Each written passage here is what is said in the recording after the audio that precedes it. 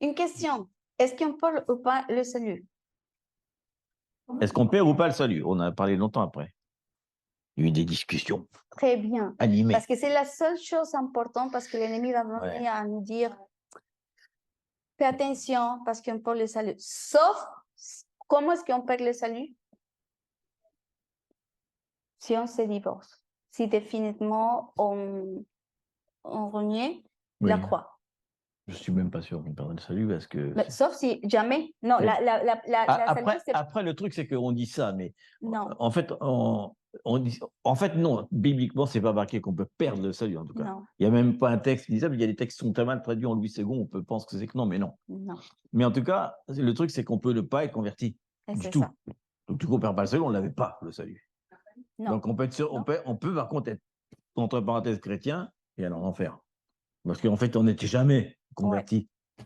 On n'a jamais été disciple. Donc, il dit, je ne vous connais pas, finalement. À la fin, il dit, même on peut faire des miracles, on peut convertir, on peut préférer. À la fin, il va dire, mais je ne vous connais pas. Vous n'avez jamais été enfant de Dieu, vous ne m'avez pas appartenu, jamais. Donc, pas accepter la croix. En fait. Parce qu'il dit bien celui qui confesse, mais celui qui confesse, le mot confesser, c'est avec... en vrai, quoi. Il y a un changement, quoi. Il y a une marche. On n'est pas que... donc, en effet, des gens pourraient dire, oui, mais je suis chrétien. On pourrait dire, ça ne veut pas dire grand-chose, en fait.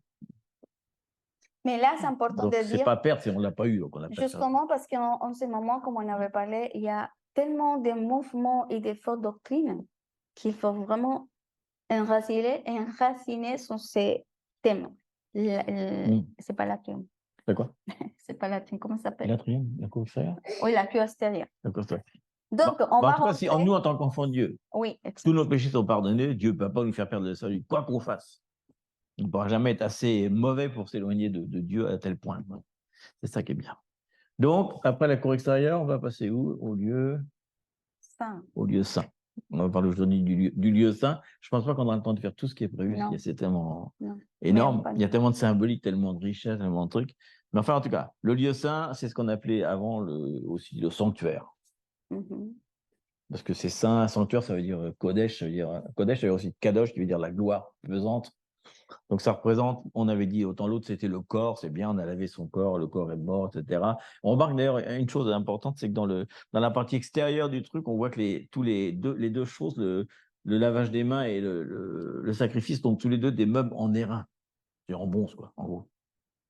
Or, dans le ciel, dans l'Apocalypse, etc., on ne voit jamais, il ne parle pas de meubles en airain ni en bronze, parce que l'agneau a déjà été sacrifié. Il dit l'agneau sacrifié, donc il n'y a plus besoin de trucs en bronze. On voit que dès qu'on rentre dans le lieu saint, tout va être en or. À partir de là, tout est en or. Et en effet, l'or, là, par contre, dans la Bible, il y en a partout. Donc, mais il n'y a plus de bronze, c'est plus la peine. Ça a déjà été fait, voilà, les péchés sont pardonnés pour toujours, le sacrifice est pour toujours, donc on n'en a pas besoin. Donc le lieu très saint, le lieu saint, pardon. Le lieu saint, il y a les sacerdotes. Qu'on appelle prêtre, il faut dire prêtre. Parce que des fois, on entend. Enfin, bon, à l'époque, ça s'appelle prêtre, sacerdote, peu importe. Mais en tout cas, c'était un lieu qui, à l'époque, était réservé aux prêtres. Donc, il pouvait être plusieurs, hein, dans l'intérieur le grand prêtre, le sumo sacerdote, comme on dit en espagnol, ou le haut prêtre, le grand sacrificateur, je ne sais pas comment on peut dire ça. Celui qui allait dans le lieu très saint, lui, il n'y en avait qu'un, par contre. Ça, c'est fort. Mais dans le lieu saint, il pouvait y avoir plusieurs prêtres en même temps. Il y en a un qui était chargé d'un truc. Il n'y a pas de règle là-dessus, mais en tout cas, c'était à l'origine, Dieu avait choisi les descendants d'Aaron. En fait, ils étaient prêtres, ça veut dire qu'ils représentaient le peuple. Il faut se rappeler que le peuple, donc les enfants de Dieu, donc le peuple d'Israël à l'époque, avait le droit d'être que dans le lieu extérieur. Ils n'avaient jamais le droit de rentrer dans le lieu saint. Ce qui n'est pas notre cas, nous, mais à l'époque, en tout cas. Donc, il fallait donc, pour représenter le peuple et représenter Dieu en même temps, il fallait donc choisir quelqu'un donc il venait en fait en représentation du peuple. Donc voilà. Donc c'est important. Donc ils avaient non seulement le droit d'y entrer, mais ils avaient aussi des devoirs. Il y avait des choses qu'ils faisaient à l'intérieur. Et je ne sais pas si on va lire le nom. Non, peut-être pas. Toute personne qui aurait pu oser, je pense qu'il y en a beaucoup qui ont envie d'essayer, était mis à mort, quoi. Si tu rentrais dans le lieu saint. Tout ça se trouve dans Nombre 3, 6, 10. 3, 6, 10. On l'avait lu. Tu veux vous lire, non? Oui, tu peux le lire rapidement. Oui, on va parce qu'on parle 3. Nombre 3, 6 à 10. 6 à 10. Donc, il dit, fais approcher la tribu de Lévi et tu la placeras devant le sacrificateur Aaron pour qu'elle soit à son service. Ils auront le soin de ce qui est remis à sa garde et à la garde de toute l'assemblée, donc à sa place, devant la tente d'assignation. Ils feront le service du tabernacle. Ils auront le soin de tous les ustensiles de la tente et de ce qui est remis à la garde des enfants d'Israël. Ils feront le service du tabernacle et tu donneras les Lévites à Aaron et à ses fils. Ils lui seront entièrement donnés et de la part des enfants d'Israël. Tu établiras Aaron et ses fils pour qu'ils observent les fonctions de leur sacerdoce et l'étranger qui s'approchera sera puni de mort. Ce qu'il vient de parler. Donc, on voit tout ça. Il dit qu'ils sont représentants des enfants d'Israël, etc. Voilà. Mais de la même façon, Dieu demandait à Moïse pareil. Pareil. Lévitique 8, 30. Parce qu'on peut dire, bon, c'est l'Ancien Testament, mais là, parle vraiment de Jésus. En fait, c'est la suite. On voit qu'au début, il y a un appel de Dieu sur leur vie, déjà. Et ensuite, deuxième chose, il faut qu'ils soient loin avant d'y rentrer. Non seulement il fallait qu'il y ait un appel, c'est qu'ils reçoivent une onction. Donc ça, c'est dans Lévitique 8, 30. Donc il dit, Moïse prit de l'huile d'onction et du sang qui était sur l'autel. Il en fit l'aspersion sur Aaron et sur ses vêtements, sur les fils d'Aaron et sur leurs vêtements, et il sanctifia Aaron et ses vêtements, les fils d'Aaron et leurs vêtements avec lui. C'est vraiment tout qui rentre. Donc on voit qu'ils sont loin, ils sont avec du sang, huile et sang, et ils sont séparés et sanctifiés, comme il dit. Donc, sanctifié, ça veut dire mis à part. Voilà. Donc c'est important parce que on voit que donc ils avaient un appel plus une onction. C'était les deux à la fois. Donc on voit que si on parle maintenant de la symbolique, on voit que l'huile d'onction, bien sûr, dans les Écritures, pour nous, c'est un symbole du Saint-Esprit. C'est-à-dire, on l'a même dans l'Ancien Testament, puisqu'il dit dans 1 Samuel 16, 13, il dit « Samuel prit la corne d'huile et l'oignit au milieu de ses frères. L'Esprit de l'Éternel saisit David à partir de ce jour, et dans la suite, Samuel se leva et s'en alla à Rama. » Bref, on voit d'un seul coup il dit bien que l'huile, c'est l'Esprit. Il a donné l'Esprit de Dieu dans ce moment de l'Ancien Testament. Mais aujourd'hui, c'est ce qu'on doit vraiment avoir. Parce que déjà, le fait de rentrer, dans le lieu saint, c'est un moment de service. Ça veut dire que les sacerdotes, les prêtres, ils font des services dans cet endroit. Et là, c'est vraiment intéressant parce que c'est justement après qu'on est choisi, on est aussi one. Parce que là, c'est ancien, mais nous aussi aujourd'hui. Et on voit que l'onction aussi, ça donne puissance. Donc non seulement ils étaient séparés, ils étaient loin pour être sanctifiés, mais en plus, ça leur donnait la puissance de le faire. On va voir après que tout ça, ça va se mélanger d'ailleurs. Donc on voit que, donc si on fait un résumé de tout ce qu'on vient de dire, on voit que le lieu de salut, c'est la cour extérieure. Le lieu de service, c'est la cour intérieure. Donc on va voir ce que ça représente pour nous. Le service, parce que des fois on dit service, ça veut dire quoi? Aïe, aïe, aïe. Donc peut-être qu'on va faire une digression avant pour dire ce que c'est que le service, parce que sinon on va croire qu'on va le faire par nos propres efforts. Donc il y a beaucoup de gens qui pensent que Dieu a besoin de nous pour faire des choses. Je ne crois pas. Je crois que si Dieu il a envie de faire des choses, il pourrait très bien le faire tout seul. Il n'y a aucun problème. Mais malgré tout, il ne le fait pas. Il ne le fait pas. On voit qu'il n'a pas besoin de nous, mais il a envie de nous, par contre. Il est capable d'accomplir son but sur la terre, mais il nous choisit pas parce qu'il a besoin de nous, parce qu'il veut être avec nous. On va voir que c'est parce qu'il nous aime, parce qu'il veut passer du temps avec nous qu'il le fait. Sinon, il ne le ferait pas. Mais il le fait de bon cœur quand même. Faut pas non plus. On peut tomber dans l'extrême, on se dit moi je peux rien faire, il n'y a que Dieu qui peut faire, et l'autre non, moi je suis ses mains et ses pieds. C'est vrai, mais il n'est pas obligé de le faire. Donc c'est bien, déjà ça libère. C'est comme le pardon des péchés, ça libère. On dit, ah, c'est bon. C'est pour ça que c'est pas pesant. Parce qu'on voit qu'on a déjà vu que le service, c'est une onction, c'est une séparation, et que déjà l'Esprit nous donne la puissance pour le faire. Mais c'est important de se rappeler qu'on peut rester soit dans le salut, uniquement là, et ne jamais rentrer dans le lieu saint, donc ne jamais rentrer dans le service. Et voir que le service, c'est énorme. Donc, on voit, donc, ce que je disais tout à l'heure, c'est qu'il y a un niveau de communion, ce qu'on va voir ici, de communion avec le Seigneur. On dit ça un fellowship en anglais. Oui, pas de copinage, mais presque. On va reconnaître des copains, parce qu'on partage le pain, en fait. On sert avec lui. C'est ça la différence. Il n'y a que le service qui peut nous amener à la communion. Oui, voilà.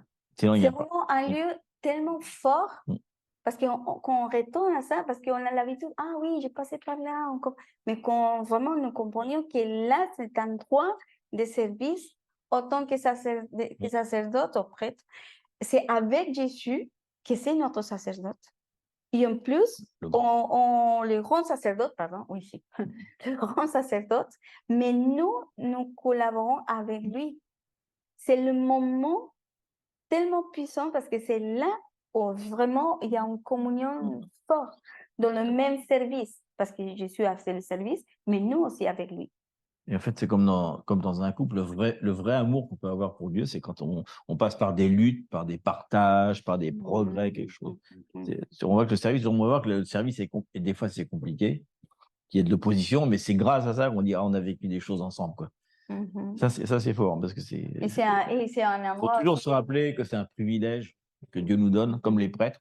Et les prêtres, ils étaient, franchement, je pense qu'ils étaient super, même si après il y avait beaucoup de religiosité, ils étaient quand même très fiers, enfin très de pouvoir c'était un honneur, parce qu'en plus ils représentaient le peuple, ils avaient un niveau de sanctification. Après, bien sûr, c'est devenu, on sait ce que c'est devenu avec tous les Sanhédrins, les Sadducéens, etc. Mais bon. Donc, on voit que c'est là qu'ils pouvaient rencontrer Dieu avec une façon plus profonde. Et pour ça, donc il y avait on va voir, ils sont devenus ces instruments, donc ils avaient une autorité, une habilitation. Donc c'était un groupe spécial. Donc, mais maintenant, on voit que le lieu très saint est ouvert à tout le monde, bien sûr. Heureusement. Bien sûr, on connaît déjà la fin de l'histoire, c'est que le lieu très saint aussi. Mais on connaît. Le week-end dernier. Comme si de zéro, comme si jamais on a entendu parler de ça. Sinon, après, il y a des préconceptions. Mais alors, on dit ça comme ça. Je pourrais dire autre chose, hein, je pourrais dire n'importe quoi. Mais en fait, il faut savoir, nous, on veut vraiment revenir à la radicaux. Donc, on va dire qu'est-ce que dit la parole par rapport à ça. Ouais. Parce qu'on peut dire, oui, tout le monde a lu au Saint, mais il pourrait dire à quelqu'un, ah oui, c'est Marc qui vous dit moi. Parce que des fois, ça peut être juste une idée. On a toujours entendu dire ça, oui, tout le monde peut entrer dans le Saint. Mais où est-ce que c'est marqué qu'on peut entrer dans le Saint? C'est marqué. Sinon, ça veut dire qu'on inventerait quelque chose. C'est pour ça qu'on dit, on revient au texte pour être sûr qu'on vraiment on a compris ça. Donc, c'est dans 1 Pierre 2,9. Ah oui. Attends. Donc, il faut se rappeler que c'est un juif qui parle, comme ça, il sait de quoi il parle. Hein.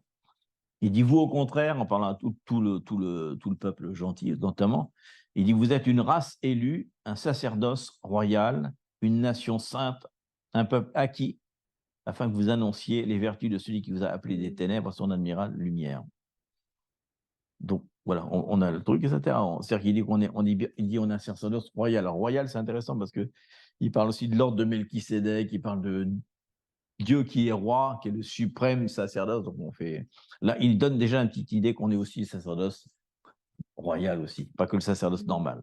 Donc, il dit nation sainte, ça veut dire qu'on est sanctifié, séparé, que c'est Dieu qui l'a voulu, etc., etc. Et la lumière, bien sûr, ça va parler d'un des meubles qui est à l'intérieur.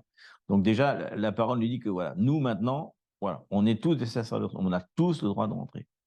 Et il le dit aussi un peu plus loin, dans 1 Pierre 2, un peu avant, pardon, 1 Pierre 2,5, il dit « Et vous-même, comme des pierres vivantes, édifiez-vous hein, pour former une maison spirituelle, un saint sacerdoce, afin d'offrir des victimes spirituelles agréables à Dieu par Jésus-Christ. » Donc, on a un appel sur nos vies, comment le voir par plus loin, enfin, oui, on a été loin par le Saint-Esprit. Alors, pourquoi je dis ça encore, loin par le Saint-Esprit? Romains 8, 9. Dans Romains 8, 9, et c'est une parole très très forte d'ailleurs, quand on la relit à chaque fois, on détaille le truc. Dans Romains 8, 9, il dit, j'attends qu'il le trouve, pour vous, il parle romain, hein, vous ne vivez pas selon la chair, mais selon l'esprit. Et j'aime bien la phrase un peu incisive de Paul après, si du moins l'esprit de Dieu habite en vous. Ah, ça déjà, quand tu entends ça, nous on le lit, ça fait pareil, mais si tu lis un mot, tu imagines, tu dis à quelqu'un, non, vous ne vivez pas chair, enfin, si l'esprit vit en toi. Ouais, c'est ça. Fait mal, hein. Et dit, si quelqu'un n'a pas l'esprit de Christ, il ne lui appartient pas. Donc déjà, on voit qu'il dit, là, il le dit, hein. Il parle bien au-delà du salut. Le salut, c'est bien, mais si on n'a pas l'esprit de Christ, ben, on ne lui appartient pas. Donc, on n'a aucune raison d'être ni dans la cour extérieure, ni dans le lieu saint. Donc, il le dit vraiment. Donc, c'est-à-dire que si l'esprit de Dieu habite en nous, c'est-à-dire que l'onction, elle est plus sur nous et sur nos vêtements, elle est carrément à l'intérieur de nous. Donc, encore plus que les prêtres, on a le droit d'entrer dans le lieu saint. Carrément, l'esprit, il est en nous, quoi. Donc, on n'a même pas besoin de... Alors, c'est comme le lavage des mains. On n'a pas besoin... Même s'il faut se remplir du Saint-Esprit tous les jours, l'Esprit Saint habite, point final, quoi. Ouais. Il ne peut pas non plus partir. On ne peut pas ni perdre le salut, ni perdre le Saint-Esprit. Mais sauf que lui, On peut Satan, l'éteindre, mais on ne l'éteint. peut pas le perdre. Il va toujours être là. Jusqu'à la fin, il va dire quel dommage, il ne m'a jamais écouté. Mais il ne pourra pas partir. C'est pas parce que c'est comme le café et le lait, c'est mélangé. Il ne peut pas séparer. Bon. Mais et Jean rappelle ouais. aussi à tous qu'il y a la onction. Voilà. Et là, on le trouve en un Jean de 20, c'est important. Tous les lire. Et ça, c'est un thème très, très important dont on va parler, parce que onction, donc ça veut dire huile. Hein, huile. Parce qu'on va lire ouais. Une des grandes choses qu'on entend dans le monde évangélique, on va dire. Ouais. Donc, il dit 1 Jean de 20, pour vous, vous avez reçu l'onction de la part de celui qui est saint, et vous avez tous de la connaissance. C'est génial, ça. Tous. 1 Jean de 20. 1 Jean de 20. Vous avez reçu l'onction de la part de celui qui est saint. Et vous avez tous de la connaissance. Le Saint-Esprit, ça veut dire Jésus aussi. Et vous avez tous de la connaissance. Et donc, juste après, pour continuer, 1 Jean 2, c'est un peu plus loin. Donc là, c'est 1 Jean 2, 26-27. Ouais. Il leur explique pourquoi il dit ça. Il dit, je vous ai écrit ces choses au sujet de ceux qui vous égarent. Donc, ça veut dire qu'à l'époque, il y avait des gens qui enseignaient quelque chose d'autre, justement. Différent, ouais. Que l'esprit, non, pouvait partir, etc. Donc, justement, il leur dit bien, il insiste là-dessus. Il dit, car pour vous, l'onction que vous avez reçue de lui demeure en vous. Elle ne peut pas partir. Et vous n'avez pas besoin qu'on vous enseigne. Non, parce qu'il a déjà l'esprit. C'est l'esprit de Dieu. C'est l'esprit qui va nous enseigner. C'est pas nous. Tu n'as pas besoin de quelqu'un d'autre qui nous enseigne. Justement, il dit à propos de ces gens qui essaient de vous égarer, n'écoutez pas ce qu'il vous dit. Vous avez l'esprit, ils n'ont pas besoin de vous enseigner. Mais comme son onction vous enseigne toute chose et qu'elle est véritable et qu'elle n'est point un mensonge, demeurez en lui selon les enseignements qu'elle vous a donnés. Que l'esprit vous a donné, quoi. Donc, il dit que c'est l'onction qui nous enseigne toute chose et qu'on a l'onction, elle ne peut pas disparaître et qu'il faut vivre selon ce qu'on reçoit du Saint-Esprit. Il le dit, si vraiment vous vivez par l'Esprit, alors marchez par l'Esprit. Marchez pas par un chat, ça serait bête, quoi. Et c'est fort parce que Paul, là, ça nous paraît peut-être un peu simple parce que maintenant, on connaît un peu, on le vit. Mais à l'époque, imagine, c'était le début de la truc. Il devait y avoir des gens qui révéraient l'Esprit de Dieu, mais qui continuaient à faire des trucs selon la chair. On voit des églises où ils couchaient avec la femme de machin. Il dit, mais qu'est-ce que c'est que ce truc? C'était très. T'imagines, Paul, le boulot qu'il a dû faire. Maintenant, il y a encore le problème dans l'église, pas au point que lui, il l'a vécu, quoi. C'était tellement nouveau. Et d'ailleurs, il leur dit dans Ephésiens 5:18, ne vous enivrez pas de vin. Ne vous enivrez pas de vin, c'est de la débauche. Soyez au contraire remplis du Saint-Esprit. Donc, il dit ça parce qu'à l'époque, il devait pas mal boire de vin quand même. Ça devait être un truc, parce que le vin, c'était la communion, etc. Donc, je pense qu'ils exagèrent un petit peu. Donc, il leur fait un petit peu. C'est un peu une blague, il leur dit quoi. Vous n'en faites pas, mais enivrez-vous, s'il vous plaît. Ça veut dire enivrez-vous du Saint-Esprit, qu'il leur dit carrément. Ephésiens 5:18. Mais j'aime bien ce qu'il dit. Il dit, parce que s'il fait le contraire, il dit soyez au contraire remplis de l'esprit, pour qu'il dise ne vous enivrez pas de vin, c'est de la débauche, c'est-à-dire qu'il dit enivrez-vous du Saint-Esprit. Et en fait, on le sait, parce que Saint-Esprit, ça veut dire aussi, ça veut dire le vin, ça veut dire la révélation, etc. On voit ça, on disait ça la dernière fois dans Acte 2, par exemple, quand ils sont tous réunis avant que le Saint-Esprit vienne sur eux, ils disent qu'ils étaient tous ensemble, ils étaient émo, tuféro, je crois que ça veut dire, c'est-à-dire ils étaient émo, c'est-à-dire tous ensemble pareil, dans la passion du vin et du saint et c'est le mot quand on est bu un peu de vin, qu'on est un peu enivré, etc. C'est le mot, ils étaient tous dans cette même onction de passion, de truc, de feu, ouais, exactement. Donc on voit que l'unité, parce qu'on dit souvent, on voit dans la traduction, souvent, ils étaient tous unis dans le lieu saint, mais en fait ils n'étaient pas vraiment unis. Ils étaient tous dans cette même passion. C'est ça que ça veut dire. Ce n'était pas une unité de pensée. En fait, c'est le mot qu'on donne sur un piano quand on joue plusieurs notes et qu'il y a une unité dans l'harmonie. C'est ce mot-là, en fait. Donc, on voit que l'unité, ce n'est pas forcément qu'on pense à la même chose. Ils ont tous la même passion, quoi. Ils sont comme les notes. Ils jouent la même mélodie, mais pas tous dans le même registre. Donc, c'est important parce que l'onction, parce qu'on entend souvent dire... on veut vraiment quitter tout ce langage religieux, etc. Évangélique, parce que c'est vraiment... Pourquoi on lit tout ça? Parce que vraiment, on attend des gens dire... Il y a trop de phrases religieuses maintenant. C'est l'homme loin. Loin de Dieu. C'est lui seulement qui peut parler ou prophétiser. On doit vraiment casser ça parce on vient de le lire. Tous loin. Il n'y a pas de... Tous. Elle a dit clairement... Pas un plus que l'autre. Et l'esprit de Dieu... C'est le même esprit. C'est le même esprit et tous ensemble, nous sommes appelés pour rentrer et exercer les sacerdotes. Exactement. Et royal. Ça veut dire aussi qu'on a tous reçu les fruits de l'esprit en nous. Exactement. Même si on ne les a pas développés tous de la même façon, on les a tous. Potentiellement, ils sont là. Oui, vas-y. Tiens. Oui, on va partager. Tu vas me te mettre dans la caméra si tu veux. En regardant comment à l'époque les tables du tabernacle, il avait exactement la même mesure. Je crois et je trouve qu'en ce moment-là, on a besoin de vraiment ceux qui sont hauts, baissent, et ceux qui sont bas, montent. Pour trouver tous l'équilibre, la même hauteur. Et c'est comme ça que la parole dit qu'à ce moment-là, on va connaître la plénitude de l'amour de Dieu. Quand ceux qui sont tellement hauts, tellement hauts, tellement très puissants, qui se rabaissent un petit peu, pourraient venir aider à ceux qui sont totalement ramassés par les circonstances, puissent monter et nous tous trouver le même équilibre. Soit disant qu'il n'y aura pas les plus loin et les moins. Sinon, les moins les moins sinon il y aura cet équilibre là où Dieu puisse mettre sa tête, parce que sinon le toit ne pourra jamais les équilibres mettre la tête. Oui, exactement. Voilà. Et c'est bien, c'est super ce que tu viens de dire, parce que en fait, l'ennemi a utilisé ça parce qu'on ne connaît pas la parole. Il y en a un petit peu, on dit flammé? Non, perezoso. Feignant. Feignant. On est feignant pour de lire pas la parole. Si on ne lit pas, qu'est-ce qui se passe? On attend les gens disent. Il y a les mots des gens, ils disent, ah oui, mais ils on répète. Donc là, c'est vraiment à l'oral. À l'oral, mauvais. Parce que ce n'est pas vraiment comme avant, que c'est vraiment la loi, parce qu'il y avait la crainte de Dieu. Mais maintenant, il n'y a pas la crainte de Dieu, donc on peut dire n'importe quoi, et tout le monde répète la même chose, comme on a parlé le week-end dernier. On parle comme un perroquet.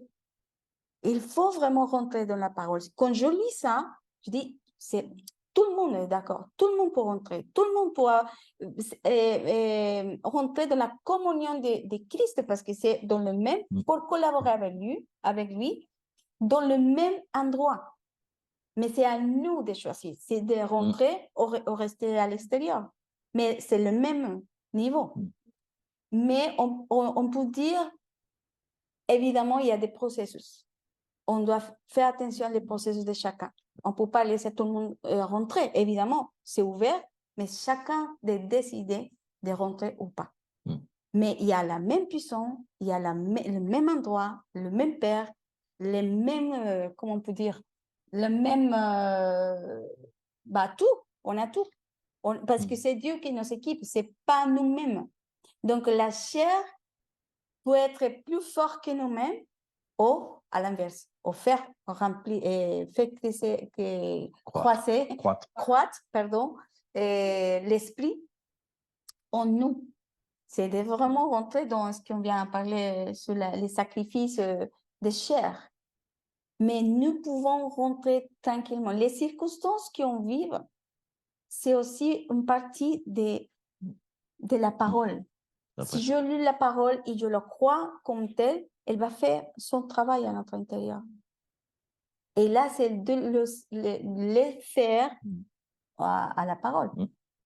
Donc, oui, c'est fort. Là, en tout cas, je suis d'accord de dire que pour une fois, que c'est vraiment l'ennemi qui a mis cette confusion, parce qu'on confond onction et puissance, ou onction et...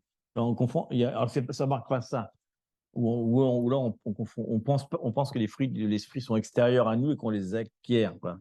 Si on n'a pas cette conscience qu'on est enfant de Dieu, qu'on a l'esprit en nous, que tous les fruits sont déjà en nous, que toute la puissance est déjà en nous, elle demande juste à être développée. Alors forcément, l'ennemi, il a bien envie qu'on dise ça, parce que du coup, on dit, je ne suis pas capable de rentrer dans le lieu saint, donc je vais rester dans le salut. Alors il faut savoir on parlait de l'ennemi ne va pas attaquer ceux qui sont juste sauvés, ça ne l'intéresse pas.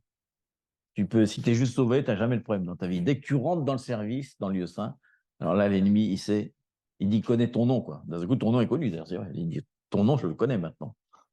Donc là, il est moins content parce que quand on a un appel sur nos vies, il va se passer quelque chose forcément. Donc là, on commence et c'est pour ça que dans le service, on va le voir tout à l'heure, il y a beaucoup de luttes, de choses comme ça. Heureusement, ça veut dire que sinon on est à la limite, si on n'a pas de lutte, on pourrait dire est-ce que je suis vraiment dans le service de Dieu?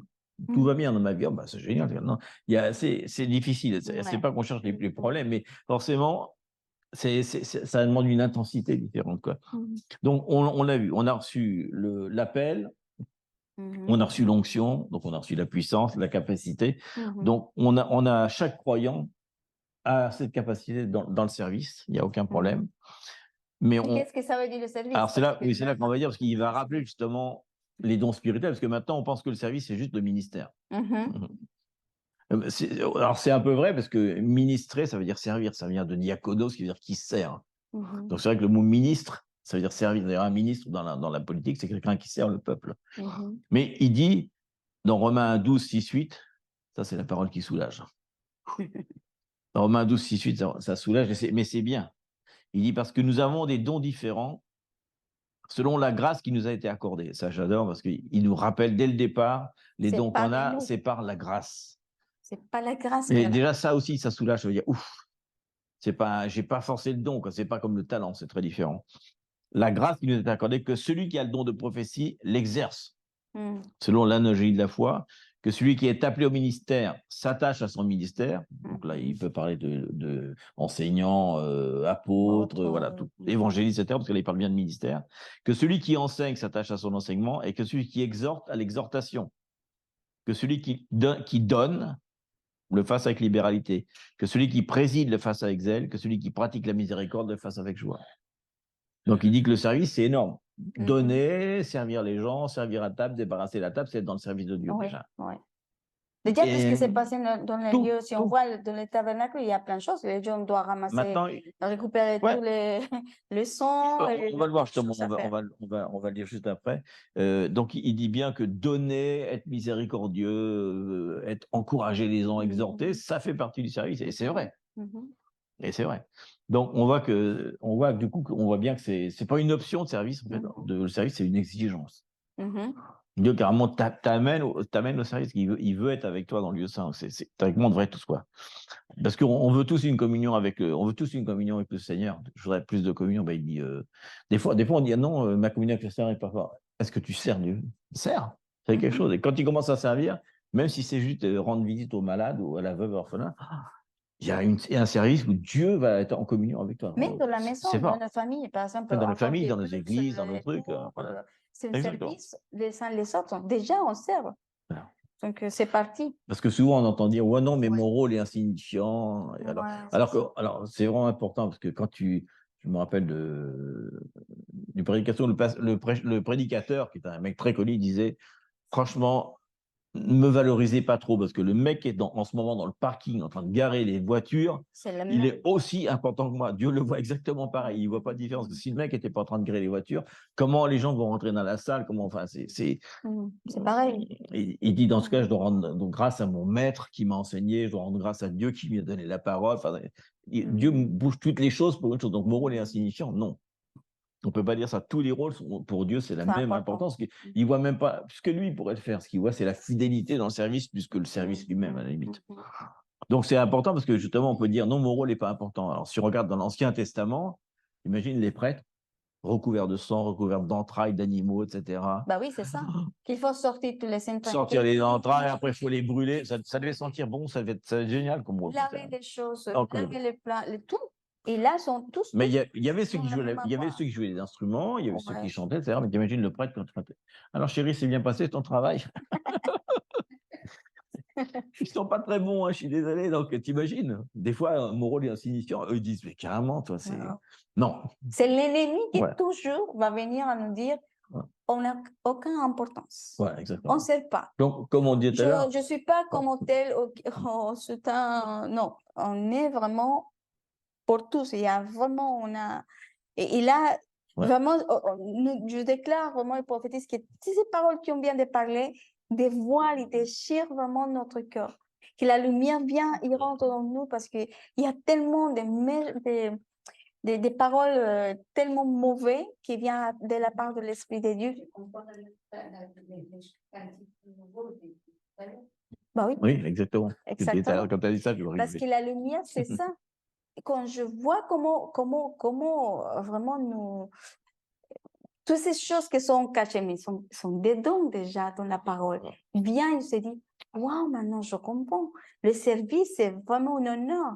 Et en plus, c'est une exigence. C'est pas est-ce que oui ou pas. C'est à nous de choisir, évidemment, de rentrer ou pas. Et ce qu'on disait Mais tout à l'heure, c'est vrai, c'est que le rôle soit grand ou petit, enfin, avec des C'est la- parenthèses, ce que Dieu veut, c'est qu'on soit fidèle. Mhm, C'est ça qui compte, en fait. mhm, Il dit persévérer, rester en moi, etc. Et c'est ce que dit, hein, ce qu'on a vu avant, hein, il dit que celui qui exhorte le fasse, que celui qui donne, donne, qu'il soit fidèle, quoi, qu'il le fasse, quoi, avec libéralité, avec générosité, etc. Donc voilà, c'est ça. Mais en fait, on voit que tout le monde n'a pas forcément envie d'entrer dans le lieu saint. Non. Malheureusement, oui, parce que justement, il y a un prix. Hein. Il y a un prix. Bah, on pourrait en citer plein, etc. Je pense que le plus, parce que quand même Paul est très rigolo hein, quand il parle. Hein. Paul dans 2 Corinthiens 11, 23, 28, c'est bien qu'on lise ensemble. 2 Corinthiens 11, 23, 28. 11, 23, 28. 23 à 28. C'est là qu'on se rend un peu plus compte du truc.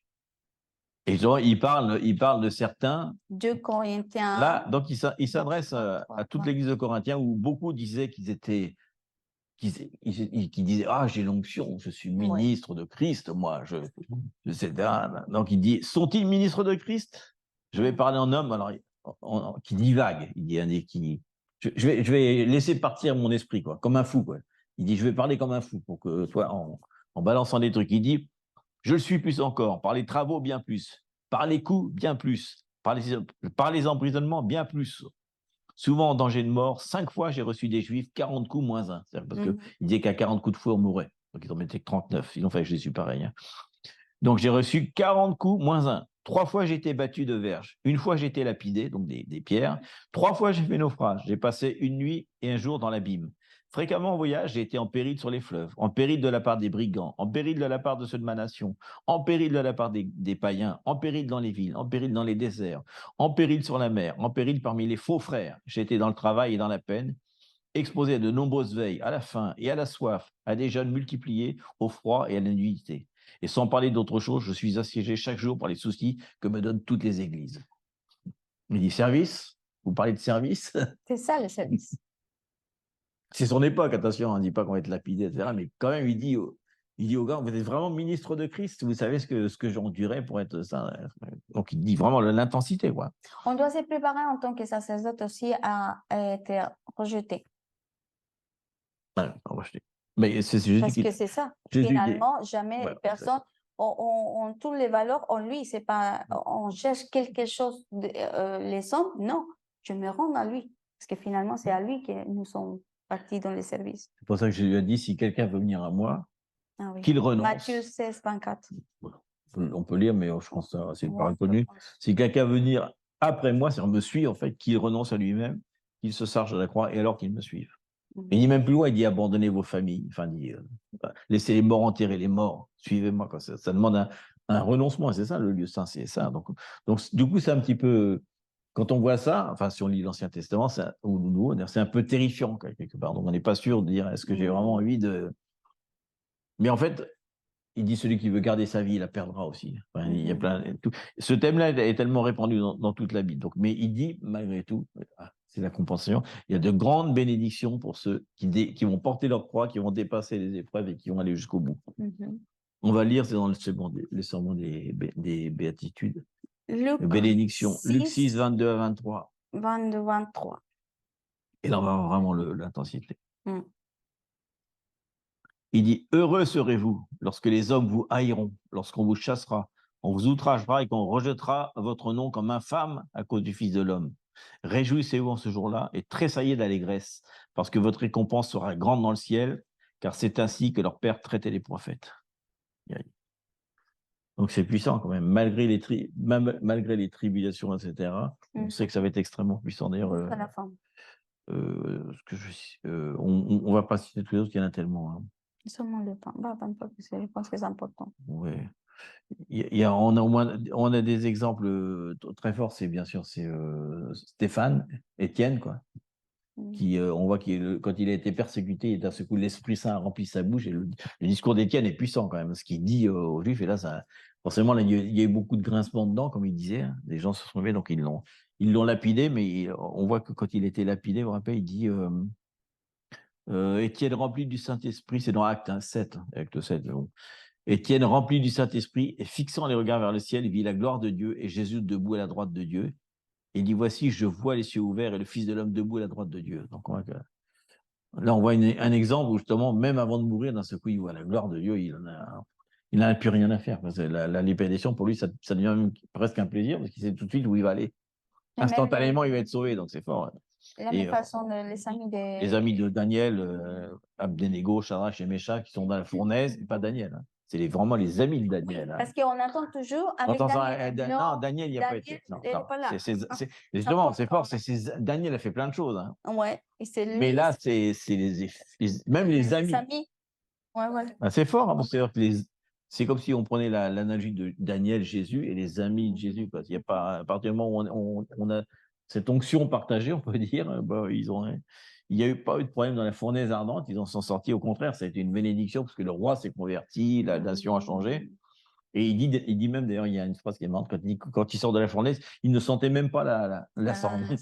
À quel point, t'imagines, quand Dieu mit ça dans le texte, c'est quand même important. Il ne sentait même pas la fumée. C'est-à-dire qu'on peut passer parmi des épreuves comme Paul a vécu, et à la fin, on ne sent même pas l'épreuve. On ne la voit pas. Quoi. Oui, on adore triste. Ouais. Et il y a des gens, justement, des gens dans la foi qui sont vraiment des pères de la foi, qui sont passés par des épreuves incroyables, et ils sentent même pas on voit même pas les preuves en eux.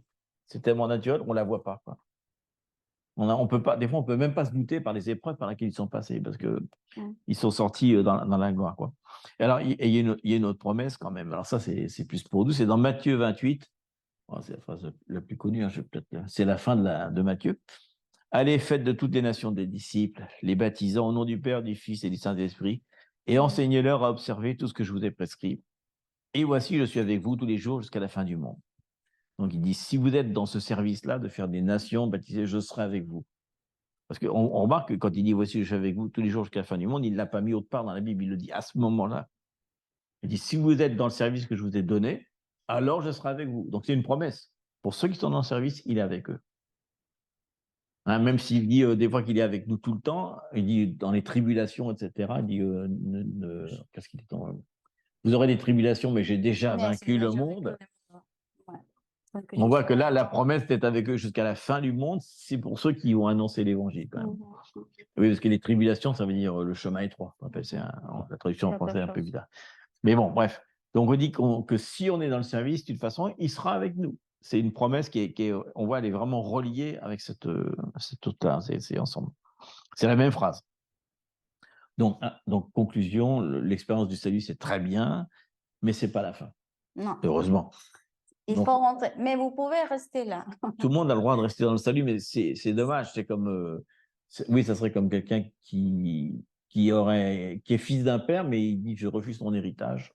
Ouais, je reste là. Finalement, je vais manger au restaurant tous les jours, je ne vais pas aller dans le frigidaire. Pourtant, dans le frigidaire, il y a tout qui est prêt, il n'y a plus qu'à servir. Il faut préparer tout. Je vais dormir par terre, même si j'ai un super lit dans la maison. Non, je vais dormir par terre, c'est mieux quand même. Mais merci, papa. C'est le lit non plus. Parce que, tous les jours, merci, papa, je suis sauvé. Et ça suffit, quoi. C'est-à-dire que. Ouais. Bah non, ça ne m'intéresse pas, le lit, le frigidaire, non. Je vais manger les miettes, finalement, en bas de la table. Oui, parce qu'il faut préparer un nourriture, ça, c'est... Je vais pas rester à la table. Ouais, je sais pas. Mais c'est sûr, c'est un peu comme ça, quoi. C'est c'est pas pour ridiculiser, mais c'est... Mais non, oui. On peut rester comme ça. Voilà, mais... Et maintenant, c'est aussi l'inverse, c'est qu'on a beaucoup insisté, c'est-à-dire qu'il faut que tu rentres dans le ministère, il faut que tu sois pasteur, il faut que tu sois... Non, ça n'a rien à voir. Servir Dieu, c'est tellement vaste. Et puis tu peux tout faire si tu veux. Tu peux être prophète, apôtre, enseignant, servir à table aussi, donner aux gens, évangéliser. Tu as le droit de tout faire. De laver. Je pense qu'à un moment, la passion est tellement forte dans le service que en fait, tu as envie de tout faire. Des fois, on dit, mais non, arrête, laisse les gens, ils vont débarrasser la table. Non, dans la vie, tu dis, non, mais j'ai envie de débarrasser aussi, j'ai envie de servir les gens, j'ai pas envie que d'enseigner, j'ai envie d'être dans le... Le quotidien. Ouais, parce que c'est une passion. Donc, il y a un moment, le service, c'est pas l'excès de travail, ça veut dire, mais tu as envie toujours de servir parce que tu sais que quand tu sers, il y a une communion avec Dieu et Dieu est avec toi en permanence. Donc, parce qu'en fait, les Écritures disent qu'on sert à Dieu. oui, et d'ailleurs, il dit, tout, voilà, c'est que pour tout lui. ce que vous faites soit pour lui. Pour lui. Donc, tout ce que nous faisons, vraiment, c'est ça. Donc, le service, c'est extraordinairement bien. Ce n'est pas un service pesant parce qu'on le fait avec, comme il dit, son joug n'est pas lourd. Donc, en fait, c'est extrêmement léger le Seigneur. Et souvent, les gens nous disent, souvent à nous, mais comment vous faites? Vous êtes toujours en train de... On n'est pas fatigué, en fait. On ne sent jamais la fatigue parce que quand c'est pour Dieu, tu te couches à 8h du matin, mais le lendemain, tu te lèves avec juste l'envie de recommencer. Quoi. Pas... Donc, cette fatigue n'existe pas. Quoi. Le service, ce n'est pas un truc qui parce que fatigue. c'est pour lui qu'on fait toutes les choses. Même si, comme on dit tout à l'heure, il y a forcément de l'opposition. Ça, c'est normal. Mais on dit, j'aimerais bien de te connaître plus. On chante comme ça. On le dit aussi souvent. J'aimerais savoir comment tu es, Seigneur. Je voulais vraiment rentrer profondément avec toi dans l'intimité. On peut rester dans l'intimité. Ça veut dire, je fais rien, je reste toujours avec lui. Mais on doit passer, si on voit bien, dans les tabernacles, on doit passer pour le lieu saint. On ne peut pas rentrer à lieu très saint, même si c'est ouvert. Mais l'importance de chaque pas, c'est important. Ça veut dire que c'est le fruit de ce qu'on fait avec lui, la communion, on les connaît parce que on se rassemble à lui. On parlait ce matin justement, le fait de rester dans le lieu saint, de servir avec lui, toujours à côté de lui, on se rassemble plus à lui. Donc, ça veut dire que l'âme, parce qu'on parle de l'âme dans ce moment, de l'état de notre cœur, on vient vraiment plus un avec lui. Donc, la chair vraiment commence à rouler, en fait. Et on disait, finalement, on peut vraiment rentrer. On devance déjà, parce qu'on sait déjà que le lieu très saint, il y a accès aussi, mais c'est vrai que le but de la vie de celui qui est disciple de Christ, donc, pour être disciple de Christ, justement, on va le voir justement maintenant, c'est qu'à la fin, son âme ressemble à son esprit. Quoi. Oui, c'est ça. Il n'y a plus de... Puisqu'on a le lieu très saint qui est séparé, l'esprit doit influencer tellement l'âme que notre passion, c'est de dire la parole, notre passion, c'est de parler comme lui.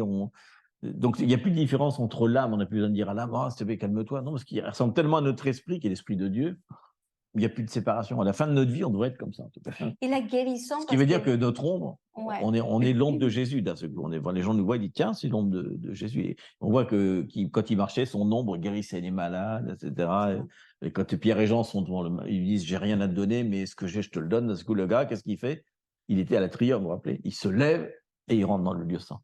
C'est la première chose qu'il fait. Il va être enseigné, il va rentrer dans le lieu saint. Alors qu'il n'avait jamais pu y rentrer parce qu'il était considéré comme impur à cause de sa maladie. Parce qu'à l'époque, on pensait que quelqu'un qui était malade, c'était une iniquité qu'il avait dans son corps. Donc d'un seul coup, il lui donne quoi? La permission juste de passer du salut, parce qu'il était juif, il était déjà religieux, et il rentre d'un seul coup dans le lieu saint. Mais est-ce que ça, c'est vraiment Pas dans le tabernacle, on va dire. intéressant de Pas la synagogue. Que le service nous rassemble à lui. Oui. Et là, il est venu pour servir, donc si on sert, on lui c'est pas de faire, attention, parce qu'on peut faire, je fais plein de choses. Non, c'est pas de faire, c'est là qu'on va voir d'être ça. avec lui. C'est ce qu'on va voir Parce avec... que si je suis être, c'est ce qu'on va voir avec... mes façons d'être parlent. Des fois, on parle avec la bouche, des mots. Mais ma façon fait que je montre Christ, parce que je suis plus avec lui. Je suis avec lui. Plus avec lui. Et le fait de faire, là vient la guérison.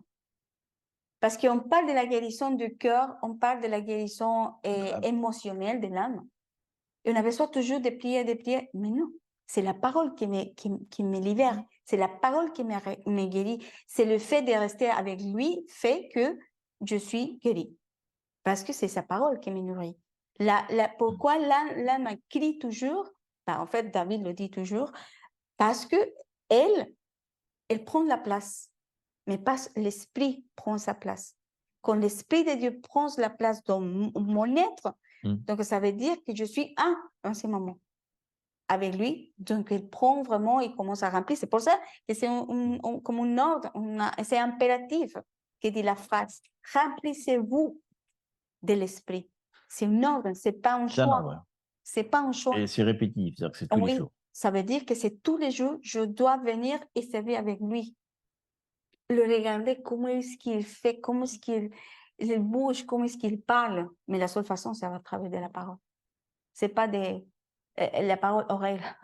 C'est ce qu'on va parler, puisqu'on va parler maintenant des, Voilà. pas tous les meubles, mais au moins, on va voir que l'importance sont des 3 meubles Et après, dans le on service. va citer, et après, on Oui, va parler seulement de un. Un seul peut-être bien. Un seul. Et donc, il y a Aujourd'hui, un seul. la table des pains, ça sera déjà très long. Le candélabre ou la menorah, comme on veut, et puis l'autel d'encens, ça s'appelle. Et de L'autel parfum. d'encens, l'autel des parfums, si on peut dire. Mhm. Parfum, c'est encens. Alors, donc, Il y a 3 meubles dedans. Donc déjà, alors, on va parler de... la table des pains, déjà. Alors, déjà ce truc-là, c'est extrêmement incroyable parce que Ouais. quand, si on regarde, alors c'est vraiment, c'est rare qu'on peut dire ça d'ailleurs. Les rabbins, ceux qui avaient le Talmud, la Kabbale, peu importe, les rabbins, la Tanakh, si on veut, ils n'ont jamais, ils le disent hein, jusqu'à maintenant, ils n'ont jamais compris ce que ça veut dire la table des pains. Mhm. Jusqu'à maintenant, ils disent on ne sait pas. On comprend. connaît Nous, pas. on connaît, on ne sait vraiment pourquoi, mais à l'époque, ils disent mais on ne comprend pas, mais on le fait. On le sait. Mais bon, ils disent ça. Les autres, ils ont plein d'explications. Mais celui-là, ils disent bon, c'est un ordre, donc on le fait, mais ils n'ont pas vraiment de. La révélation. À part la seule chose qu'ils disent, c'est qu'il y a 12 pains comme les 12 tribus, et ça veut dire que Dieu a toujours nourri son peuple. Voilà. C'est la seule chose. C'est la seule chose qu'ils voient, quoi. Donc, alors, mais déjà quand même, déjà c'est un peu surprenant parce que la table des pains, qu'on appelle table des pains, table de la présence ou table de la proposition, c'est les 3 noms qu'on a en français. Ça s'appelle showbread en anglais, peu importe. Mais donc en hébreu, c'est surprenant parce que ça s'appelle l'érem. Donc l'érem, c'est le pain, hein, comme Beth-Lérem, la maison du pain. Et Paniim, qui veut dire la face de Dieu, quoi. Enfin, Paniim, donc comme Yaim, c'est au pluriel. Donc ça veut dire le pain des visages, quoi. Ça veut dire les 3. Alors, pourquoi les visages que les 3 visages de. Bon, c'est une autre mais c'est le visage de Dieu ou de la Trinité ou de choses encore plus profondes dont on parlera une autre fois. Mais en tout cas, c'est un rapport avec le visage de Dieu. Déjà, ce qui est intéressant, c'est que le sanctuaire est orienté vers l'Est, Ouest-Est toujours. Hein. L'entrée vers Jérusalem, et enfin l'inverse, puisque on sait que c'est l'Ouest au lieu de l'Est. Le seul meuble qui n'est pas vers là, c'est la table des provisions, parce qu'elle est dirigée au nord. Elle doit être mise au nord. Ouais. Donc, c'est-à-dire que si l'Est c'est par là, elle est à droite, quoi. Elle est mise à droite du truc. Elle n'est pas contre le voile, qui n'est pas le cas des parfums. Mais par contre, comme disait Doris tout à l'heure, c'est vrai que c'est intéressant de savoir que la hauteur du meuble est exactement la même que l'Arche d'Alliance. Sauf que, bien sûr, l'Arche d'Alliance, il y a le propitiatoire après qui est mis par-dessus, donc ça rajoute une couleur, mais en tout cas, la base, c'est une donnée vraiment précise. C'est pas pour rien hein, que le truc des visages du pain, de la parole, soit au même niveau que la présence de Dieu. Il dit c'est la même. On veut connaître Dieu, il faut connaître le pain. C'est intéressant. Mais alors donc, pain des visages. On pourrait penser que déjà, il aurait pu penser à quelque chose quand même, parce qu'ils ont appelé ça pain des visages. Mais bon, apparemment, c'était une révélation pour nous. On va pas lire, parce que c'est dans Exode 25. Exode 25, 23, jusqu'à 30. Mais bon, c'est intéressant de voir qu'elle est faite en acacia, donc comme l'Arche d'Alliance. Déjà, dans un bois imputrescible, etc., et qu'elle est recouverte d'or. Donc, ça parle déjà, on avait dit le bois et l'or. Le bois parle des œuvres de l'homme, donc l'homme, donc Jésus en tant qu'homme et Jésus en tant que Dieu, quoi. 100% homme, 100% d'or. Donc, on voit que tout est fait d'or, etc. Et on voit que les pains de production sont continuellement devant ma face. C'est pour ça qu'ils disent l'érem, panim, quoi. Enfin, ils sont toujours devant ma face, quoi. Et il y a une partie aussi dans le meuble qui est intéressante, c'est il y a 2 rebords pour que les pains ne puissent pas tomber de chaque côté. Et ça fait vraiment penser aux 2 mains de Dieu, quoi, qui soutiennent, quoi, le truc pour pas que ça tombe de chaque côté. Ça, c'est intéressant, je trouve. Donc, on va pas lire. Donc là, bon, on va lire. Donc, elle était au nord du tabernacle. Pour ceux qui ont. J'avais déjà enseigné ça là-dessus. Le nord, ça représente le trône de Dieu, elle est dirigée en direction du trône de Dieu. Parce que les sacrifices se faisaient vers le nord, etc. Bon. Mais ça, c'est un autre enseignement. Le nord, ça représente toujours la présence de Dieu, qu'elle est dirigée vers sa face. En fait, c'est pour ça qu'il dit ça. Et on voit donc, intéressant, dans Lévitique 24, 5, 9, il donne la recette des gâteaux. On dit pain, mais en fait, c'est gâteau. Parce que ça représente, d'ailleurs, même, comment ça s'appelle le balat, un truc comme ça. Ah, Si, bon, je vais- ouais, ça veut dire ça. Mais en gros, oui, c'est vraiment un gâteau, au sens que c'est pas du pain, quoi. Alors justement, il y a eu une grosse discussion, et là, les rabbins sont d'accord pour dire que c'est... Parce que beaucoup disent que c'était du pain sans levain, et c'est pas vrai. Non. À aucun moment dans la Bible, c'est marqué que c'est sans levain. Mm. Donc, il peut y avoir du Il y a des levain, farines, il y a il y a du de la lait, perle. sel, il y a- Le seul truc, c'est que le mot lui-même, balade, ça vient de bala, qui veut dire faire un trou. Sahara. Donc, pour ceux qui ont déjà mangé des bagels, qui est le pain juif par excellence, c'est ça. Tu fais un trou dans la masse, tu fais cuire dans l'eau. Mais là, balade, c'est plus c'est la fameuse brioche qui est entrelacée, Mhm. qu'on mange au Shabbat, parce qu'on voit que c'est au Shabbat, etc. Mm. Donc c'est vraiment ça. Mais alors, ce qui est intéressant, c'est que le mot balade, faire un trou, ça veut dire aussi percer. Donc, on voit que Jésus, qui est le pain de vie, on Si va le vous voir tout à parlez de l'heure, quelque chose qu'on dit percer, qu'est-ce qui se passe? Jésus est percé, donc Jésus est il est percé. le pain de vie, donc il est le fameux pain de Shabbat. Et en plus, il dit de la fleur de farine. Et pour qu'il y ait de la farine, il faut qu'il y ait une graine qui tombe à terre, qui meurt, ensuite qui pousse. Mhm. Et après, il faut qu'elle soit écrasée et soit moulue, et même après, elle va passer dans le feu. Donc, on va vraiment, ça Donc, parle toute la vie de Jésus. Il dit qu'il est là. Il est le pain, en plus, il est blanc, blanc comme neige.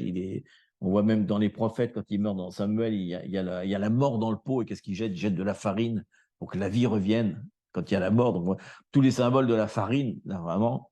Mhm. Donc, la farine, là, oui, il en fait des gâteaux, il les écrase, il les perce, etc. Et il en fait 12. Donc là, on est sûr que ça parle des 12 tribus, parce qu'à chaque fois qu'il met 12, ça parle toujours des tribus. Mais tu vas le lire? Oui, on va le lire, par exemple, les 12, quand ils traversent le Jourdain, ils mettent 12 pierres pour se rappeler les 12 tribus. Elle parle de la nation. Les 12, bon, le sacerdoce, le pectoral du sacerdoce, dans la Nouvelle Jérusalem, qui aura 12, etc. Il parle chaque fois les tribus. C'est le gouvernement. Tous, mais c'est nous aussi. Voilà, donc il dit, tu prendras de la fleur de farine, Lévite 24, 24, 5. 5, 9, et tu en feras 12 gâteaux. Lévite 24. Lévitique 24, 5, 9. Tu prendras de la fleur de farine et tu en feras 12 gâteaux. On aurait dû en faire une aujourd'hui, une brioche. Et tu en feras 12 gâteaux. Chaque gâteau sera de 2 dixièmes. Tu les placeras en 2 piles, donc 6 par pile, sur la table d'or pur devant l'Éternel. Tu mettras de l'encens pur sur chaque pile. Je ne sais pas où ça, l'encens avec le pain, mais il sera sur le pain comme souvenir, comme une offrande consumée par le feu devant l'Éternel. Et chaque jour de sabbat, on rangera ces pains devant l'Éternel continuellement. C'est une alliance perpétuelle qu'observeront les enfants d'Israël. Ils appartiendront à Aaron et à ses fils et ils les mangeront dans un lieu saint, car ce sera pour eux une chose très sainte, une part des offrandes consumées par le feu devant l'Éternel. C'est une loi perpétuelle. Mhm. Donc, ils avaient 2 piles de 6. Et ils mettaient de l'encens dessus. Et certains disent qu'il y avait une rigole entre les deux, dans laquelle ils mettaient aussi Oui, de l'encens des entre. leçons entre les deux. Et moi, ça fait penser un peu à la menorah où il y a 3 et 3, plus un truc au milieu. Là, il y avait 6 et 6. Mhm. Donc, il y a forcément quelque chose qui veut dire. C'est Jésus même. Ouais. Et il le dit Prophétiquement, il y a autre chose. 2, 25, 26. Et Marc 2, 25, 26. Jésus parle certainement. Alors, justement, il en parle, parle de ces moments. puisqu'il dit qu'il est l'accomplissement de la loi. Mhm. Donc, il dit, Jésus leur répondit, n'avez-vous jamais lu ce que David fit lorsqu'il fut dans la nécessité et qu'il eut faim, lui et ceux qui étaient avec lui, comment il entra dans la maison de Dieu du temps du souverain sacrificateur Abiathar et mangea les pains de proposition qu'il n'est permis qu'aux sacrificateurs de manger et en donna même à ceux qui étaient avec lui. Donc, il dit, voilà, dans la nouvelle alliance, le pain, c'est pour tout le monde et en cas de nécessité, tout le monde a le droit d'en manger, etc. Donc, là, ça, c'est fort cette parole prophétique, parce que c'est David qui est le début de la lignée, d'une autre lignée, quoi, une lignée différente. Mais prophéticien, en fait. Donc, en fait, on pourrait dire David, lignée des gentils, quoi. Dans ce coup, les gentils, dans ce coup, on aura le manger du pain de proposition. Donc, ça, c'est fort. Alors, est-ce qu'on doit parler de la situation du pain? Parce que Jésus en a tellement parlé, mais on va quand même le faire. Oui. Oui. Parce que, comme on disait tout à l'heure, c'est important de revenir à la parole pour se rappeler de ça. Il dit, Jean, Jésus 6, non, je sais pas encore ça. Jean 6, 48 à 51. Jean 6, 48 à 51, oui. Oui. Oui. On va lire. Donc, il dit, je suis le pain de vie. C'est pas pour rien qu'il est né à Bethléem, à la maison du pain. Je suis le pain de vie. Vos pères ont mangé la manne dans le désert et ils sont morts. Ça, c'est bien incisif quand même. C'est ici le pain qui descend du ciel, afin que celui qui en mange ne meure point. Je suis le pain vivant qui est descendu du ciel. Si quelqu'un mange de ce pain, il vivra éternellement. et le pain que je donnerai, c'est ma chair que je donnerai pour la vie du monde. Donc là, carrément, il dit, hein, le pain percé, c'est moi. Parce qu'à l'époque, du coup, ils ne comprennent pas du tout, parce qu'il n'est pas encore crucifié en plus. Donc ils disent, comment ça, on va manger sa chair, on va boire son sang, mais qu'est-ce que ça veut dire ça? Ils ne comprennent pas que le sang, ça va être l'onction, que ça va être la révélation, que le pain, ça va être lui-même qui va être percé. Ils ne le savent pas encore, hein. Je pense que bien après, quand ils liront la parole, ils vont comprendre ce que ça veut dire. Donc il dit que le pain de vie, c'est lui. Donc c'est-à-dire que le pain ordinaire, le pain qu'on mange, c'est pour notre vie, notre faim physique, et que le pain, c'est pour notre vie spirituelle, pour satisfaire notre âme. Donc, il le dit, le pain physique, ça soutient la vie pendant un certain temps, alors que l'autre, c'est pour éternellement, quoi. Et il leur dit, donc, il les confronte un petit peu, il dit, ils ont mangé la manne, mais ils sont morts. Donc, c'est pas parce qu'il là, déjà, il commence à annoncer quelque chose par rapport aux gentils, par rapport aux juifs. C'est plein de mystères, comme que Dieu commence à libérer. Et je pense que comme il leur parle du pain, je pense que il parle aux juifs à ce moment-là, ils savent bien qu'il parle, d'un seul coup, ils disent le pain, oui, le pain de proposition, le pain. Donc, c'est quand même fort, parce que d'un seul coup, eux qui comprennent, on dit qu'ils ne comprenaient pas à l'époque, d'un seul coup, je pense d'un seul coup, eux, ils commencent à avoir l'entendement, dire, ah, d'accord. Donc, ce truc dans le lieu saint, ça parle d'autre chose. Ça ne parle pas de pain qu'on doit manger tous les... En plus, déjà, on voit que le pain doit être mangé à tous les Shabbats. Et il y a un moment, il dit, le Shabbat, l'homme n'est pas fait pour le Shabbat, le Shabbat est fait pour l'homme. Donc, il dit, votre Shabbat, vous pouvez le manger tous les jours, si vous voulez. Le pain, c'est pour toujours. Ce n'est pas un jour de la semaine où il faut le manger, c'est tous les jours. Et on voit une autre symbolique maintenant dans les Écritures, c'est Matthieu 16,5. On va faire une petite pause là-dessus. Où Jésus a dit à ses disciples, vous vous rappelez, prenez garde et méfiez-vous du levain des pharisiens et des sadducéens. Parce qu'on va parler d'un autre pain qui nous concerne encore maintenant. Et vous vous rappelez qu'à ce moment-là, les disciples, ils sont un peu perplexes, ils disent comment ça, et on a encore oublié d'amener du pain pour... Ils pensaient que c'était qu'il leur disait, vous n'avez pas amené de pain. Il dit non, méfiez-vous du levain, parce que le mot levain, ça veut dire aussi, ce qui fait lever la pâte, bien sûr, mais ça veut dire aussi la déviation morale. C'est le mot, l'évême, ça veut dire la doctrine qui s'éloigne de la foi. Tu veux parler des pharisiens et des sadducéens, peut-être bien? Oui. Si, quand même. Ouais. Mais justement, qu'on dit qu'ils se rassemblent, le pain se rassemble. Tu viens de dire. Peut-être on peut terminer quand même le truc, parce qu'il dit un peu plus loin. Parce qu'ils sont en train d'imaginer qu'ils n'ont pas amené de pain, donc il les reprend. Il dit, comment ne comprenez-vous pas que ce n'est pas au sujet de pain que je vais parler? Gardez-vous du levain des pharisiens et des sadducéens. Alors ils comprirent que ce n'était pas du levain du pain qu'ils avaient à se garder, mais de l'enseignement des pharisiens et des sadducéens. Il leur parle pas de... Parce qu'ils pourraient penser qu'il parle comme à la Pâque, qu'il fallait du pain sans levain, que c'est un truc physique. Il a dit non, c'est quelque chose de spirituel dont il parle. Là, c'est le péché, mais là, il ne parle pas de ça. Comme Paul va avertir ses disciples de faire attention à l'apostasie, Jésus leur dit, faites attention à la religion. Faites attention à l'esprit religieux. Et donc, tu veux expliquer, pharisiens, sadducéens, ce que c'était? C'est important d'expliquer. Ben non, les pharisiens, je ne me rappelle plus bien les détails. Alors, les pharisiens parlent c'est les deux sacerdoces, en fait, qu'il y avait à l'époque, qui avaient des conceptions tout à fait différentes. Les sadducéens, bon, c'est les plus stricts. Ils croyaient qu'à la Torah écrite, déjà. Ce qui n'est pas écrit n'est pas bon. Voilà, la tradition écrite. La religion. S'il manque quelque chose, on appelle ça l'argent, d'ailleurs, dans la Torah. L'argent, c'est tout un enseignement, mais peu importe. C'est-à-dire qu'ils ne croyaient pas à la résurrection des morts, du coup. Et qu'est-ce qu'il croyait? Mais seulement la loi, ça veut dire que s'il manquait quelque chose. Ils ne croyaient pas au spirituel. Ouais. Il n'y a pas de monde spirituel. Le monde spirituel n'existe pas. Il n'y a pas de résurrection des morts, c'est tout. Les pharisiens, eux, bien sûr, croyaient à la résurrection des morts. Certains croyaient même à la réincarnation, donc c'est un courant encore bien populaire là-bas, maintenant en Israël, et ils croyaient bien aux anges et aux démons. Ils enseignaient le spirituel. Donc il y avait un petit peu de problème entre eux, quoi, parce qu'il y avait quand même, ils étaient à peu près moitié-moitié, je crois.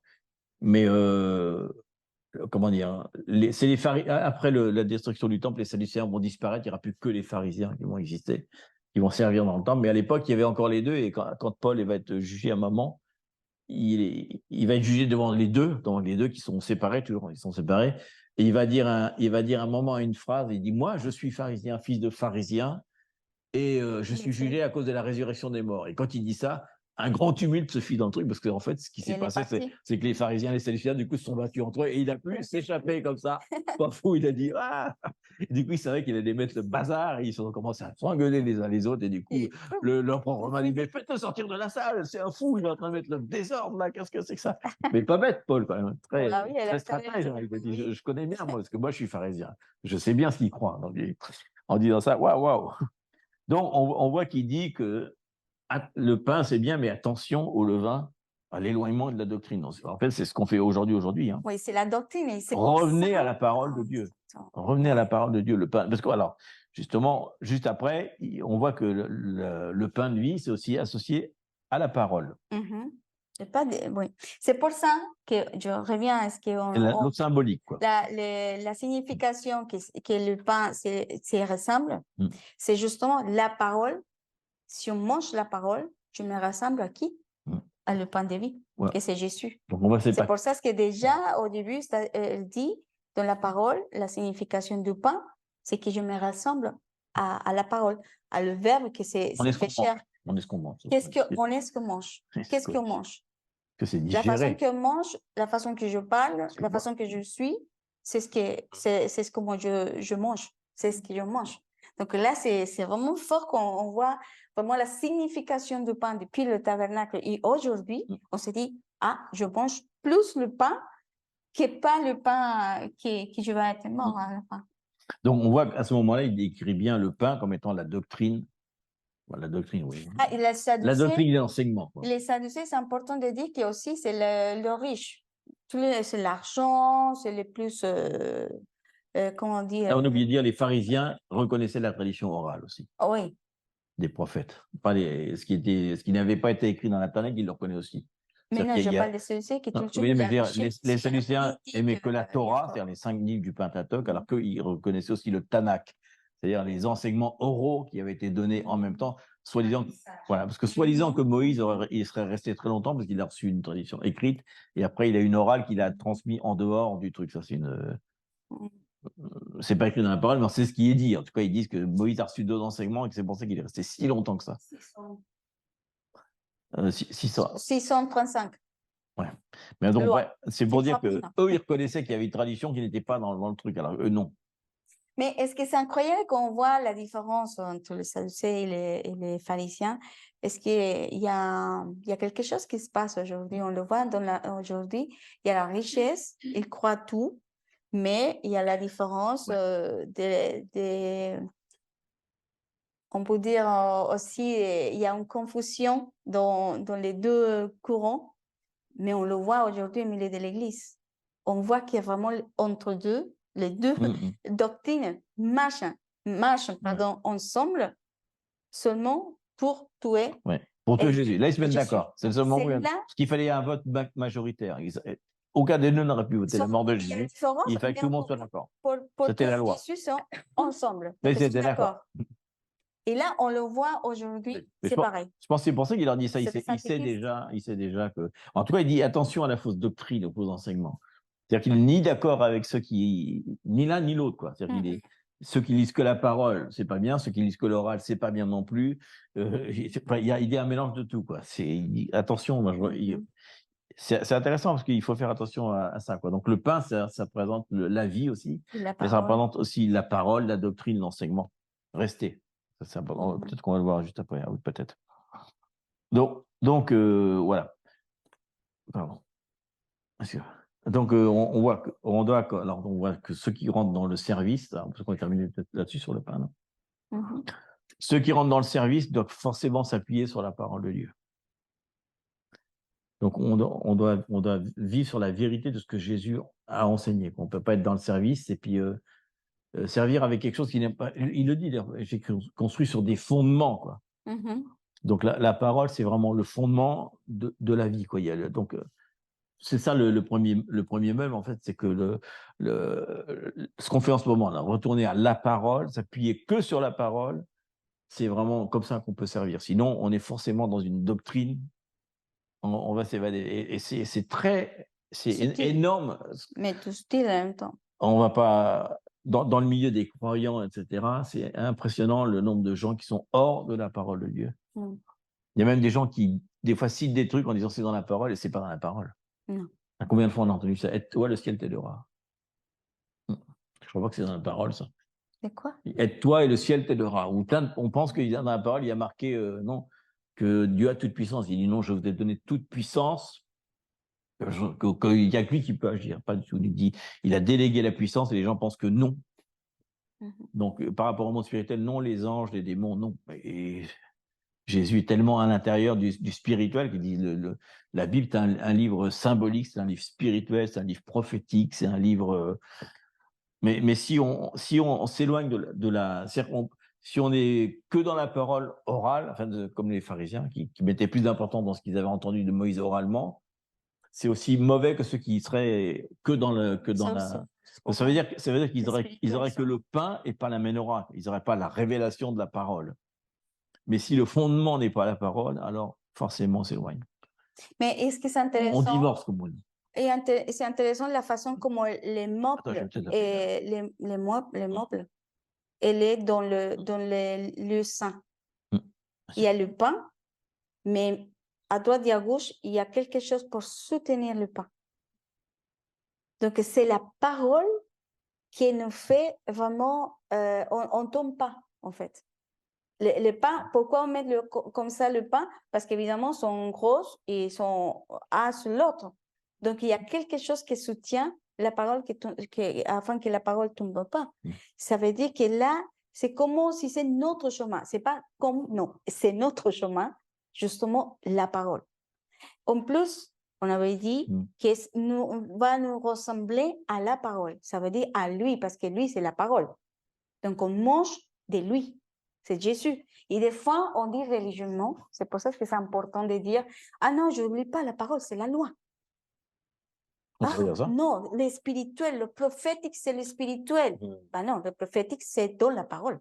La parole prophétique la plus sûre, c'est la Bible. La parole prophétique sûre, c'est là. La Bible. Donc là, je suis prophétique parce que la parole habite en moi. Donc, comme je mange le pain, je me ressemble à lui. Et comme je mange le pain, c'est le message de lui. Exactement. Exactement. C'est pour ça que je dis, la signification, c'est des rassembler. Non, comment dire? Ressembler. À qui? À la parole. Donc, c'est lui, à Jésus. En plus, la façon d'être comme ça, ça veut dire qu'elle me garde de me dévier à droite, à gauche. Je ne peux pas rentrer dans les pharisiens et les séducés parce que là, qu'on voit dans ces moments, parce qu'on peut dire non, c'est là-bas, c'est en Israël. Non, aujourd'hui aussi. C'est qui a tué à Jésus? Eux. Ils sont d'accord en ces moments pour tuer à Jésus. Et si on voit le nom exact, c'est Antichrist. Donc, nous pouvons venir Antichrist. C'est exactement ça, parce qu'il dit nous-mêmes, il dit d'ailleurs, il dit le chiffre de l'Antéchrist, ça va être 666, qui veut dire va, ce qui veut dire clou. Il a eu 3 clous. C'est-à-dire ils veulent recrucifier Jésus, quoi. Ils veulent lui remettre les 3 clous, 2 dans les mains, 1 dans le truc. Et c'est symbolique du c'est le chiffre de l'homme. Oui, c'est l'homme, et c'est dire qu'il veut retourner à cette espèce de crucifixion du truc. Mais on sait qu'il y a beaucoup de chrétiens, entre parenthèses, je n'aime pas trop ce mot-là, mais de disciples. Parce que chrétiens qui ne marchent pas selon l'enseignement. Oui. Alors que si tu es disciple de Christ, tu marches selon l'enseignement. D'ailleurs, le mot disciple, ça veut dire comment dire. Il faut savoir qu'à l'époque, le maître choisissait ses disciples. Ce n'était pas le disciple qui choisissait le maître. Tu disais, je voudrais être avec tel maître, et le maître, il disait oui ou non. Par exemple, avec Gamaël, qui était celui de Paul, le premier truc, il fallait connaître la Torah par cœur. Tu devais pouvoir la réciter de A à Z, mais par cœur. Déjà, si tu ne connais pas par cœur la Torah, tu n'as pas le droit d'y être. Tout simple. Donc maintenant, on a l'impression qu'on peut. Tu vas sur YouTube, tac, tu as plein de maîtres. Non, là. Il n'y a pas de maître. On va dans le mauvais sens, là, parce que le maître, il dit, t'es mon disciple. Alors, si tu es mon disciple, tu obéis à tout ce que je te dis, quoi. Il n'y avait pas de loi. Hein. Tu t'asseyais, tu écoutais, tu prenais. Et après, il vérifiait que dans ta vie, tu marchais bien selon ça. Donc, il y a plein de chrétiens, entre parenthèses, qui ne sont pas disciples de Christ, en fait. Parce qu'ils lisent peut-être la parole, mais en tout cas, ils ne marchent pas selon cette parole. Il y a même beaucoup d'églises, de dirigeants d'églises, on pourrait parler de l'évangile de la prospérité, qui dévient complètement la parole pour juste servir leur église et leurs besoins, quoi. Donc on voit que pour ça, on parle de l'antéchrist. L'apostasie a déjà commencé depuis bien longtemps. Et que depuis très longtemps, et on a même ouais, c'est-à-dire qu'on doit marcher dans la vérité. On a même fait, à cause de ça, depuis très très longtemps, un langage religieux énorme qui fait qu'on ça cache un petit peu toute la vérité, etc. Et c'est un peu, des fois, c'est un peu fatigant d'entendre ça parce qu'il y a des gens qui se justifient sans arrêt en disant oui, alors je le dis à chaque fois parce que ça m'a toujours marqué ça. Jésus, c'est une relation, c'est pas une religion. Ouais. Une phrase des années 70 que les hippies ont inventée, etc., qui est une façon de se dédouaner en disant que non, moi, je dis pas la parole parce que moi, j'ai une relation avec Dieu, etc. Et souvent, quand on dit ça, c'est qu'on veut tellement se dire non, attends, mais moi, je suis pas religieux, je suis. Déjà, quand on dit ça, c'est qu'on est religieux, parce qu'on cite une phrase religieuse, ah, grâce à Dieu, ah, par la grâce de Dieu, ah, non, si Dieu le permet. On a tellement de phrases qui sont dans notre langage, etc. C'est juste pour dire non, parce que si on lit vraiment la parole, c'est pas comme ça que ça se passe. C'est sûr qu'on est par la grâce de Dieu, mais on peut pas sans arrêt prendre des exemples de justifier ces trucs, etc. Donc, souvent, on ne marche pas par la vérité, on a plein de décorum à l'extérieur, en faisant croire qu'on marche selon la vérité, mais c'est ce qu'on dit tout à l'heure, dans le service, si on marche dans la vérité, alors forcément, on va être jugé. Parce que dès qu'on va dire, non, mais moi, vous avez vu ce qui s'est passé quand cette ministre française a dit, non, mais moi, je ne suis pas d'accord avec l'homosexualité, parce que dans la parole, il y a marqué ça. Et tout de suite, elle a été condamnée. Mais elle a dit non, mais je suis désolé, moi je suis ministre, donc je suis au service du peuple. Je ne peux pas accepter la loi sur le LGBT. Je ne peux pas, c'est contraire à ce que Dieu a dit. Donc, bah, ok. Elle était séparée, en effet, ils l'ont éjectée, mais elle était condamnée par tout le monde. Tout le monde a dit non, mais comment on peut dire ça? Elle a dit c'est ce qui est marqué dans la parole, je marche selon la parole, je suis disciple de Christ. Donc, je dis la vérité, je ne peux pas participer à ça. Donc, on va être forcément marcher selon la parole de Dieu, selon le Penaïm qu'on a dit tout à l'heure, et ben ça va mettre quelques problèmes dans nos vies. Mais si on est vraiment disciple de Christ, on doit marcher selon la vérité. Et là, si vous voyez qu'on vient de voir, parce que chaque fois, je crois que si on revient encore dans même les Écritures, c'est plus et plus, je reçois plus en ce moment, c'est si je mange le pain, et c'est la parole, et c'est lui-même, on va vraiment marcher plus sûr déjà. Et là, on va grandir en lui. Donc, l'âme, je reviens à l'âme, pourquoi? Parce qu'on apprend beaucoup sur les émotions. Nos émotions, toujours, elle est là. Mais si on mange, c'est comme si je mange. Je vais mettre des paquets de chips toute la journée, tous les jours, des choses que j'entends. Mais mon corps, toujours, il aura des faim. Toujours, il aura... on est dénutri. On n'est pas nourri. Et pourtant, tu manges beaucoup. Et pourtant, je mange beaucoup. Qu'est-ce que je mange? Je peux manger en petite viande, bien, sain, et je mange, et mon corps le reçoit. Et moi, je commence vraiment à nourrir mon corps. Je parle de le naturel. Dans le spirituel, c'est pareil. C'est exactement la parole qui fait que je peux être sûre quand j'entends des fausses doctrines dans ce que j'entends. Exactement. Pourquoi? Parce que je sais qu'est-ce qu'ils mangent. Donc, la parole va venir être vraiment... En plus, la parole, on le sait aujourd'hui que c'est Christ. Donc, on mange à Christ. On mange à Christ. Donc, finalement, on va être comme lui. Parce qu'on mange avec lui. Il mange lui aussi. Parce qu'il mange de moi. Il fait le pain, il partage le pain. C'est lui-même. Donc là, c'est fort. Je pense que le fait de dire, bon, je la fais aujourd'hui, de lire, je feignant, vraiment, c'est difficile. C'est comme si je dis à Jésus, je te rejette, en fait. Oui. Parce que c'est lui la parole. C'est lui la parole. C'est pas... La religion vient quand je viens tous les jours, je dois faire mes rituels de lire la parole parce que le pasteur l'a dit. 10h à 10h15. 10h à 10h15, parce que je dois lire un verset, parce que ça suffit. C'est comme si je vais à... Comme le matin. Je vois Liliana, bonjour Liliana. Ça y est, j'ai fait. Voilà, c'est bon. Et le soir, bonsoir Liliana. C'est tout. Et c'est tout. Voilà. Et on vit On a ensemble. communiqué. Et on vit ensemble. Je t'aime. Donc, si on est conscient, La passion. c'est une question pour nous-mêmes. Ouais. Tout ça, ce qu'on vient de lire, est-ce que vraiment on vit à Christ?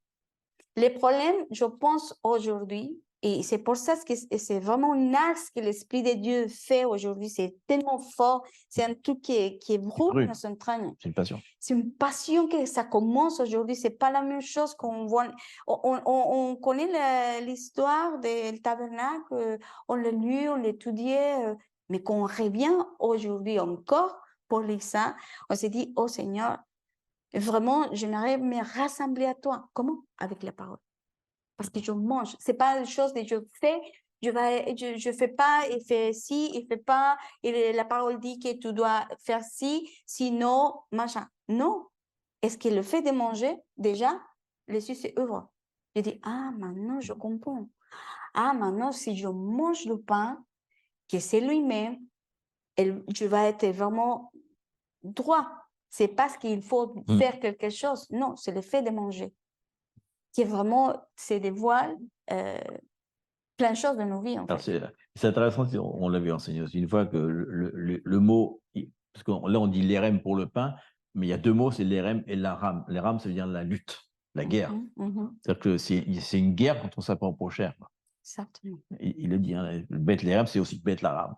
C'est la maison de la guerre aussi, où il faut lutter contre la chair, parce que la chair a certainement pas envie de lire ce qu'il y a dans l'âme, parce que c'est la chair, la racine de la chair, c'est la nature pécheresse, donc elle n'a certainement pas envie, elle est, comme il dit, elle est inimitié envers Dieu. Donc lire la parole, c'est déjà une guerre. Et c'est pour ça que beaucoup de gens, quand ils commencent à lire, d'ailleurs, ils commencent à s'endormir, parce que le corps dit non, non, non, je vais tout faire pour que tu ne puisses pas y arriver. Heureusement, au bout d'un moment, elle commence à produire son effet, puis le corps, il est forcé un petit peu de lâcher, puis d'un seul coup, tu te rends compte, je ne m'endors plus maintenant, au contraire, je lis encore plus.